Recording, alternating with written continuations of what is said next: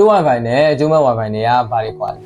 အားလုံးပဲမင်္ဂလာပါTR United ကျိုးမဲ့ Wi-Fi ကုမ္ပဏီမှာပြန်လည်ကြိုဆိုလိုက်ပါတယ်ဗျဒီနေ့မှာတော့ကျိုး Wi-Fi နဲ့ကျိုးမဲ့ Wi-Fi တွေရဲ့ကွာခြားချက်အားနည်းချက်အားသာချက်လေးတွေကိုရှင်းပြပေးသွားမှာဖြစ်ပါတယ်ဗျဥ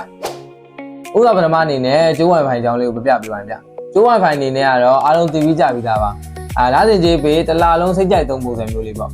သူ့ရဲ့အားနည်းချက်လေးတွေကတော့အိမ်မှာထိုင်နေတဲ့ပဲသုံးပြီးလို့ရပြီးတော့ဘယ်နေရာဗဒေတာဟိုမှာတက်သွားတက်လာသုံးပြီးလို့မရတာမျိုးပါကျွန်တော်အခုပြထားတဲ့ကျိုးမဲ့ Wi-Fi အိတ်ဆောင်ဆက်တွေကအကုန်လုံးကတော့ဘယ်နေရာဗဒေတာမဆိုတက်သွားတက်လာသုံးပြီးလို့ရပါတယ်ဗျဒါအပြင်မှာ single အနေနဲ့ကလည်း option ဆက်ပို့ပေးတာဖြစ်တဲ့ကြောင့်မလို့လူချင်းမဲ့တက်သွားတက်လာသုံးပြီးခြင်းတဲ့နေရာမှာပြီးတဲ့ဘယ် single ကိုမဆိုထည့်သွင်းသုံးပြီးလို့ရပါတယ်ဗျ